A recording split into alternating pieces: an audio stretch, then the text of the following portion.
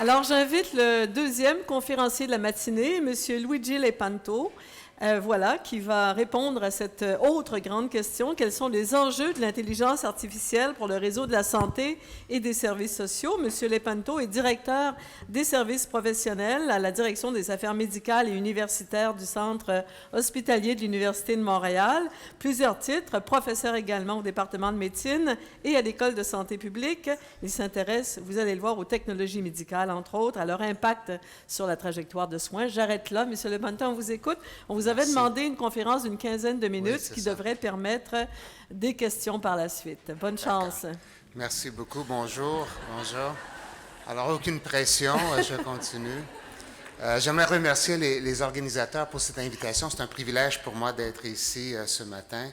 C'est clair qu'en 15 minutes, on ne peut pas répondre complètement à une question comme ça, mais en tant que directeur des services professionnels, je m'intéresse à tout ce qui pourrait transformer la pratique médicale et nos façons de prodiguer des soins.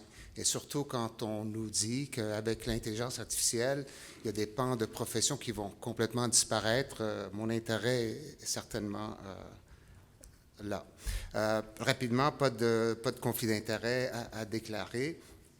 Le plan de la présentation, après une brève introduction, je vais vous présenter un cadre logique qui va permettre de mieux comprendre l'interaction entre l'intelligence artificielle, l'intelligence humaine, et de nous aider à voir comment l'intelligence artificielle va transformer nos façons de faire, nos professions, ainsi de suite. Et ce cadre logique, vous verrez, atténue un peu certaines peurs qu'on pourrait avoir sur la disparition de certaines professions ou un bouleversement complet de nos façons de faire. On ira par la suite dans le sujet de l'acceptabilité sociale parce que c'est un élément très important. On y a fait référence dans la conférence précédente et évoqué des enjeux éthiques à ce moment-là. Et finalement, vu que je parle à des gens qui participent à des comités d'évaluation de recherche et d'éthique, je vais toucher un peu sur le sujet de l'IA dans l'évaluation de la recherche. La technologie a toujours bouleversé nos façons de faire. Le travail a été remplacé par des machines. C'est pas nouveau. C'est pas nouveau qu'on soit confronté à ce type de défi. Par contre, avec l'intelligence artificielle, on a l'impression que cette fois-ci, c'est vraiment différent. Et je vous soumets que cela est pour deux raisons particulières. C'est parce que pour la première fois, on a l'impression qu'on est vraiment au bout de l'automatisation. Et que non seulement au bout de l'automatisation, mais on ajoute un aspect cognitif ou des attributs cognitifs à tout ce qui est mécanique au robot. Alors, on pourrait être assez pessimiste et dire, mais quelle place a l'humain dans cet espace-là? Mais finalement, quand on regarde certaines prévisions économiques, ce pessimisme s'atténue énormément. Et dans un rapport publié par le Forum économique mondial en 2018 et rapporté dans la revue Forbes, on prévoit la création de dizaines de millions d'emplois. En fait, le total, le net de la création d'emplois se situe aux alentours de 60 millions. Il y aura certainement des délocalisations, mais le net sera une augmentation. Alors, devant ce fait-là, c'est peut-être pas aussi pessimiste qu'on le croirait. On arrive au cadre logique et tout ça. Un livre que je recommande hautement, je l'ai lu l'année passée, je ne sais pas s'il y a une traduction française qui est disponible, écrit par deux chercheurs, Human plus Machine. En fait, leur propos est qu'il existe un continuum entre ce qui est intelligence humaine et ce qui est intelligence artificielle. Et qu'il y a des activités ou des responsabilités qui se prêtent bien à l'automatisation. Et là-dedans, on les identifie. C'est l'itération, la transaction, les prédictions, surtout des prédictions basées sur des données massives. C'est clair que la machine performe beaucoup mieux que l'humain. Par contre, il y a des activités et des responsabilités qui sont davantage dans la sphère humaine et qui sont difficiles à court terme, même à moyen terme, donné absolument à tout ce qui est machine. Puis là-dedans, on trouve le jugement, la créativité et l'empathie. Puis on va revenir sur ces sujets-là quand on parle d'acceptabilité sociale, ainsi de suite. Alors, si on est devant une technologie qui peut avoir des bienfaits, oui, il faut être méfiant, il faut faire attention et tout. Alors, comment on fait pour adopter cette technologie? Qu'est-ce que ça prend pour que l'IA s'intègre dans nos façons de faire avec les bienfaits potentiels qui pourraient s'y attacher? Bien, premièrement, ça prend une culture organisationnelle et un leadership qui croit et qui est capable d'accompagner l'implantation et la diffusion de cette technologie dans nos façons de faire. Et puis ça doit aussi, on doit être imprégné d'une culture d'innovation et d'expérimentation, de questionner nos façons de faire, de réimaginer nos processus et aussi de prendre des risques, à savoir, bien, peut-être l'IA pourrait nous aider dans un certain secteur, peut-être pas, mais il faut tester. Mais la matière première de tout ce qui est intelligence artificielle, c'est la donnée. C'est clair que c'est la donnée. Le sous-ministre y a fait référence ce matin. On est peut-être un peu en retard au Québec, effectivement, dans la numérisation de nos activités, de nos données. Il faut absolument qu'on investisse à ce niveau-là. Sinon, l'IA ne pourra pas nous aider si les données ne sont pas disponibles. Et à travers tout ça, et avec la transformation de nos façons de faire, bien, c'est d'être prêt à développer des nouvelles compétences, des compétences que maintenant ne font peut-être pas partie du portefeuille des gens qui travaillent dans le secteur de la santé et des services sociaux, mais qui seront à développer. Si on regarde le continuum entre intelligence artificielle et intelligence humaine, on se rend compte qu'entre les deux, il y a des activités qui pourraient en fait se faire par une combinaison d'intelligence artificielle et humaine. Et ceci amène la création de nouvelles, je dirais, activités et de nouvelles responsabilités humaines. On parle, par exemple, dans ces situations d'activités conjointes ou hybrides, des activités qui seraient à prépondérance humaine.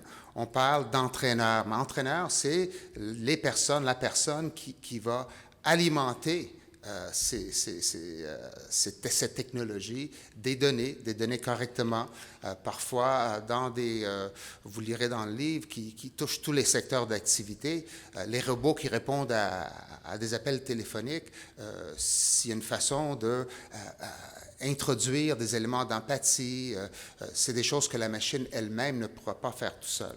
Il y a aussi un agent d'explication. On y reviendra tantôt, mais un des éléments d'acceptabilité sociale, c'est l'explicabilité. Sommes-nous capables de comprendre pourquoi l'algorithme nous donne telle ou telle réponse? J'y reviendrai plus en détail. Et certainement, il y a tout l'aspect de vigie et de responsabilité, parce que l'IA peut se tromper. Ça, faut le savoir. Alors, il y a aussi des activités conjointes, puis ça, c'est surtout dans la robotisation et aussi, par exemple, je vais donner comme exemple en tant que médecin, le robot chirurgical, l'assistant robot chirurgical, où en fait, on arrive à une amplification des capacités humaines. Le robot, par le fait même qu'il peut avoir plusieurs bras articulés et une miniaturisation extrême, peut faire des choses qu'un chirurgien avec ses mains ne peut pas faire. Alors, on a une amplification de la capacité humaine. On passe à l'acceptabilité sociale. Alors, on voit à travers ça que l'IA peut transformer les professions. Puis, je pense que le paradigme à utiliser, ce n'est pas technologie et emploi, ou technologie et profession, mais plutôt technologie et tâches. Alors, la technologie remplace des tâches. C'est sûr que en remplaçant des tâches, elle transforme des professions et des activités. Et en transformant, bien, il y en a que certaines qui vont être complètement évincées, mais la plupart seront juste transformées et permettra à l'humain de faire autre chose, peut-être plus intéressante au bout de la ligne. Quand on parle d'acceptabilité sociale, il est clair que dans le domaine de la médecine ou des services sociaux, l'acceptabilité sociale devient un élément important. Il y aura des contrôles stricts sur l'application puis la diffusion de cette technologie-là. Alors, il faut savoir que l'intelligence artificielle est sujette à des biais et des erreurs. Alors, dans ce contexte-là, il faut être conscient de certaines dimensions qu'on voudra vérifier avec l'implantation. Alors, il y a la précision, l'explicabilité, comme je l'ai dit tantôt, justice, équité, la stabilité aussi, parce que ça donne toujours la même réponse confrontée aux mêmes situations, et aussi des éléments d'adoption. Il faut que ça soit accepté par la société si on veut que ça diffuse. Pour ce qui est de la précision, il faut comprendre que les résultats ou ce qui va être donné comme résultat d'un algorithme, c'est un aspect probabiliste. Hein, ce n'est pas oui-non. Ça peut être, bien, voici les alternatives, voici les probabilités. Alors, il faut apprendre à travailler avec un certain niveau de risque, jusqu'à quel point le risque est acceptable. C'est vraiment des réponses probabilistes qu'on a. Et si on veut établir des critères de performance, bien, il faut se doter de balises et de seuils d'acceptabilité de performance pour pouvoir commenter là-dessus. Ça ne sera pas si facile que ça. L'explicabilité, l'apprentissage profond, l'apprentissage machine, c'est vraiment une boîte noire. Alors, on introduit des données et la boîte noire organise, essaye de voir des associations entre les données et produit un output, un résultat. Mais on n'a pas l'explication. Ce n'est pas tout à fait vrai. Il y a des développements dans la technologie aussi qui, à partir d'une réponse, ils sont capables d'essayer de comprendre quelles associations, quelles données sont les plus susceptibles d'expliquer la réponse, mais on reste quand même de façon assez générale avec une boîte noire. Sommes-nous prêts à accepter un résultat si on ne comprend pas la raison? Surtout si c'est un résultat qui n'est pas complètement intuitif, qui ne colle pas à notre expérience. Alors, il y a quand même des enjeux là et qui va avoir un impact sur l'adoption. Alors, si l'algorithme donne une réponse qui va vraiment à contresens de notre intuition, de notre expérience, on aurait tendance à l'abandonner, même s'il a raison. Ou, à l'inverse, on peut accepter quelque chose qui, foncièrement, n'est pas correct. Alors, l'explicabilité devient un enjeu quand même assez important. Dans les enjeux éthiques, en fait, j'ai touché plusieurs sujets qui se résument un peu dans les enjeux cliniques. Les deux premiers peuvent être combinés. En fait, j'ai parlé de la délocalisation massive possible à cause de la robotisation, puis si on ajoute des aspects cognitifs à tout ce qui est de cette technologie-là, on peut s'imaginer que non seulement une disparition d'emplois, mais également une distribution inéquitable des richesses et des produits de cette... Parce qu'on a toujours vu, avec le temps, depuis la révolution industrielle, on a un enrichissement collectif qui augmente. C'est la distribution qui est plutôt problématique. Le comportement et interaction humaine, le défi Turing. Le défi Turing, Turing avait dit, si la machine est capable d'interagir avec un humain dans une séance de questions-réponses et que l'humain ne se rend pas compte que c'est une machine à qui il fait affaire, bien là, l'intelligence artificielle a atteint le niveau de l'intelligence humaine. Mais est-ce que c'est ça qu'on veut? Est-ce qu'on veut que les personnes ne soient pas conscientes que ce qu'on travaille avec vient de l'intelligence artificielle?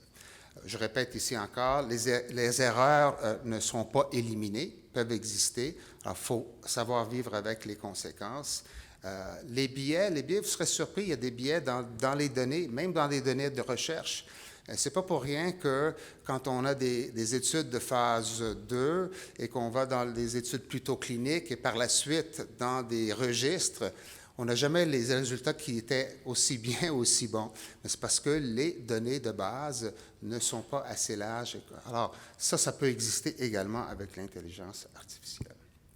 Donc, l'adoption de cette technologie-là, qui pourrait avoir d'innombrables bienfaits, passe par une implication à toutes les étapes. Il faut s'impliquer au niveau des développements des algorithmes pour tirer une compréhension de ce qui se passe et d'adopter les résultats avec confiance. Donc, pour revenir un peu sur la transformation des professions, j'aime bien cette citation que j'ai entendue à une conférence, que j'ai modifiée un peu. Ça ça relatait aux radiologues. Je suis radiologiste de formation, puis effectivement, on prédit depuis quelques années qu'il n'y aura plus besoin de radiologistes en médecine. Et en fait, ce qui est important ici, c'est que l'intelligence artificielle n'éliminera pas les professionnels de la santé, mais les professionnels de la santé qui ne s'intéressent pas à l'intelligence artificielle risquent d'être éliminés par ceux qui s'impliquent activement. Ça, c'est vrai à tous les niveaux. Au niveau de la recherche, je pense que vous pouvez développer des approches qui utilisent l'IA. C'est possible d'utiliser ça. Je vous donne 2 exemples de citations de la revue Nature à ce niveau-là. Mais il faut comprendre que dans les projets d'IA, la performance s'améliore avec l'utilisation, s'améliore avec les données. Dans la recherche, on évalue cette performance, cette efficacité ou même l'innocuité à un moment donné de l'évolution de la technologie. C'est un peu semblable à ce qu'on appelle la courbe d'apprentissage pour une technologie.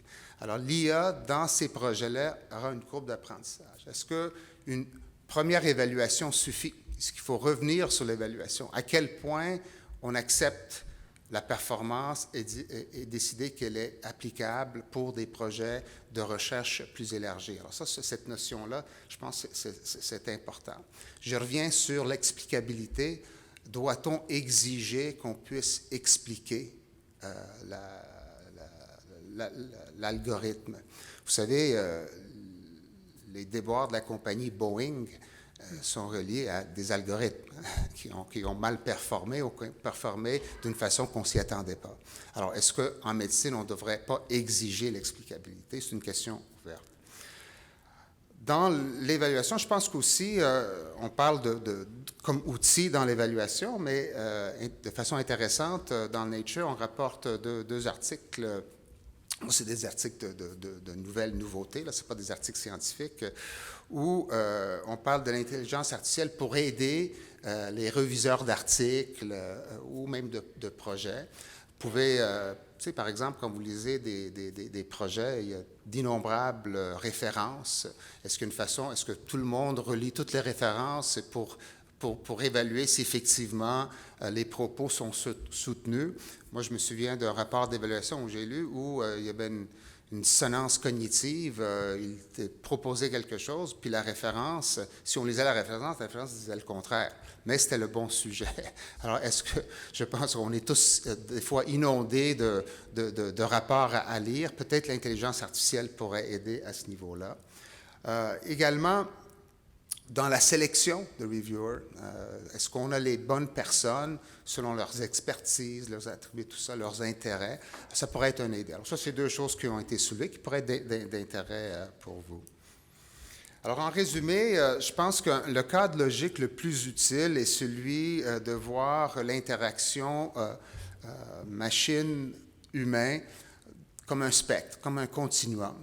Certainement, il y a des choses qui sont aux extrémités et qui sont bien faites par l'intelligence artificielle, puis on va laisser ça là. Mais il y a des choses où l'implication humaine devient incontournable, même à moyen et long terme. Je ne vois pas comment on va abdiquer ça à la machine.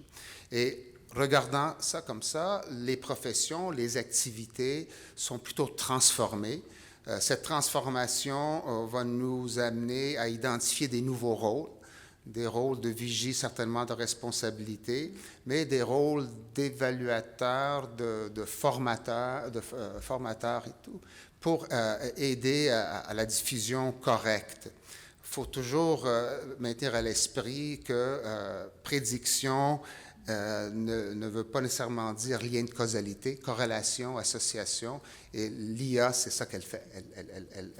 Elle le relie, elle retrouve, elle identifie des associations et des corrélations dans des données massives que l'humain n'est pas capable, même avec les outils statistiques traditionnels, arriver. Alors, et au niveau de la recherche et de l'évaluation de la recherche, je pense que l'IA peut être vue comme un outil, mais aussi comme un sujet d'évaluation. Puis dans ce contexte, je pense que ce cadre logique et les dimensions d'acceptabilité doivent jouer un rôle important dans vos travaux. Donc, en conclusion, le rôle humain est loin d'être menacé, mais il sera certainement transformé.